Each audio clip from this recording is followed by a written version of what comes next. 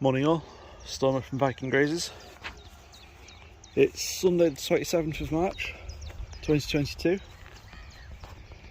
Just down here with the sheep doing the morning move, giving them a new subdivision. That's a bit of a change from the video I uploaded last week where I called these paddocks, each thing I give them each day. Turned out I was getting confused with the terminology from the holistic plan grazing course and the regen course I did. So the field that we're in now, this is a paddock. The other bit of grass on the side of the fence there, that's a paddock. And these two combined, or what would be your entire farm from a holistic plan grazing sense, would be called a cell. And then every bit in this paddock will then be a subdivision. So I've divided my paddocks into strips and I give them a subdivision every day depending on how the grass is looking, how much they've ate, so on and so forth. I have been supplementing with hay in some areas just due to the fact that there wasn't much grass in places. The bit I'm in now was the subdivision the first day in March. They had access to this bit for a bit over 5 days, which wasn't ideal, but the grass is coming back, and where there's gaps, the clover is starting to come back and fill in. I did try and bale graze what I could, given I'm using the square hay bales, or idiot bricks, as some farmers like to call them. But it's coming back well. They're not going to be in here now until,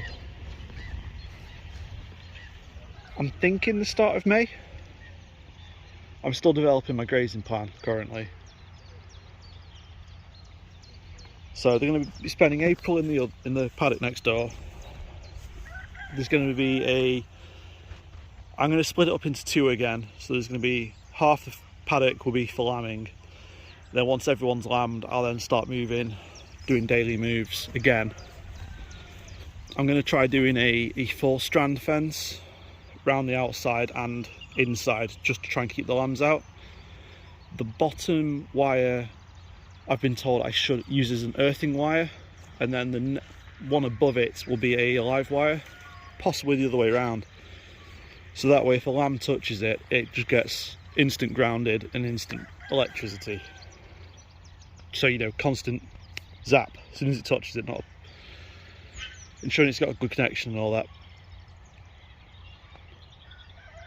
As of yesterday, I ended up, a lot of the sheep have gone lame, or starting to go lame. One was down on her knees yesterday. I've got someone coming out to help me gather them in. It's not ideal, I wanted to get them done ASAP, but given the dog attack and the incident with the kids the other week scaring the hell out of them, it's been hell trying to get near them. I can get near 3 or 4 of them: Frostros, Laufrey, Musbel and Diesel, but everything else just runs. I'm not sure if it's the jumper I'm wearing, the hat, me, because we had a jogger come charging down the footpath. They didn't move. She was a lot smaller than me. She's like 5 foot something lady, but yeah, just an interesting thing I observed just now. I've brought my handling system back down from the house.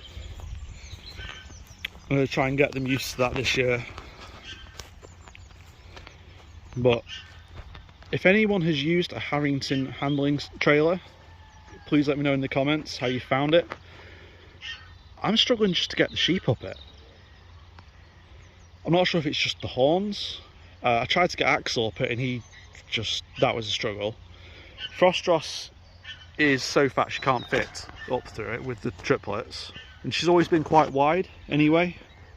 I think it's just the rumen stomachy area is just wide in this one. So like I said, I'm going to try and get doing that a bit more often. Obviously once they're not lambing and they've given birth to the lambs and everything. I'm going to try and get used to, just generally. I don't want them, to be tame so I can come up to them and stroke them. If some of them like me, that's fine. But I just want to be able to get them in to a handling area and treat them for whatever's needed. I do need to get a dog. Groot had to retire.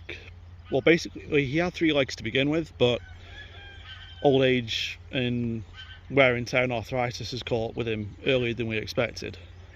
So that's not been good. Don't want to, cause the dog pain or anything like that, so we had to retire him for that.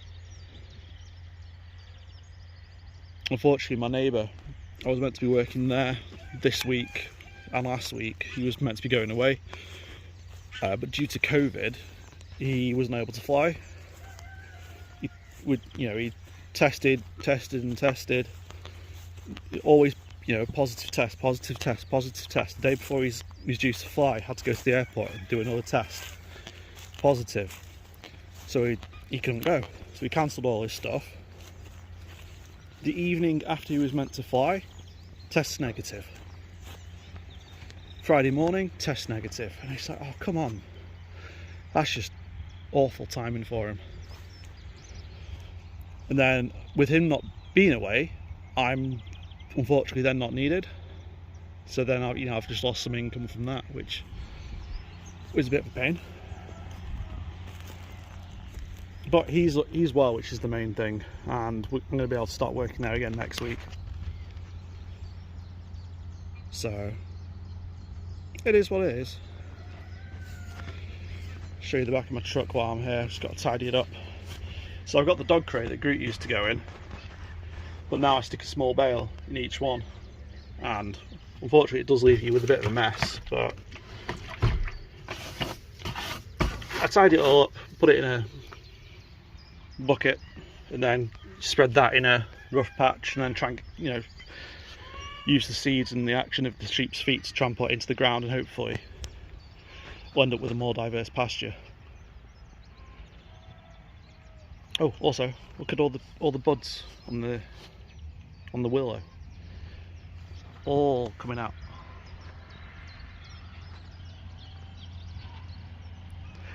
If you can hear all the noise in the background, that's my neighbour's, the landlord's chickens, which are still indoors due to bird flu, and then the farmer behind is sowing some stuff in the field. I'm not sure what, but yeah, spring is sprung, things are well. 2 weeks until lambing. If you have a look at my website, it's vikinggrazers.uk, I've done a few blog posts this week. The first one was how I came into farming and dealt with farming with a disability, which has been interesting. Not fun, but interesting. And the other one, which I posted yesterday, was how to learn and get started into sheep farming as a new entrant. So it featured stuff such as how to find a lambing placement, work experience, volunteering. Over here we have something called the National Sheep Association, and they're doing a thing now called the Next Generation for people under 35, I think. So I unfortunately just missed out on that. I didn't know about that beforehand. So I'm hoping that it will drive a bit of traffic to the site, but also give some new entrants, someone looking to get started like I've done now, advice on how to get going. Obviously you don't want to jump straight in and buy sheep. I've not done that either. I did some lambing contracts ages ago, so I know a bit about it. I'm still learning, especially on the pasture management side of things, but you've got to learn somehow.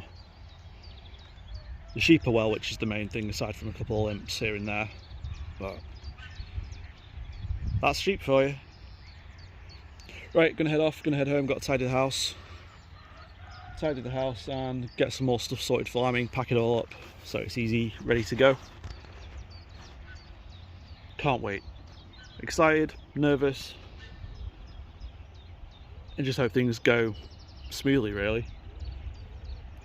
I'll try and do a video later in the time if we've got a lamb that needs special attention. I'm going to use the root sod dog crate, put it in the kitchen and put a heat lamp above it, put some towels around it, that sort of thing.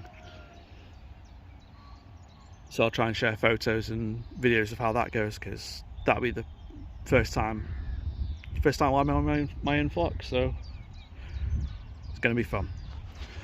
Anyway, please like, subscribe, and let me know what you think of the video. Cheers!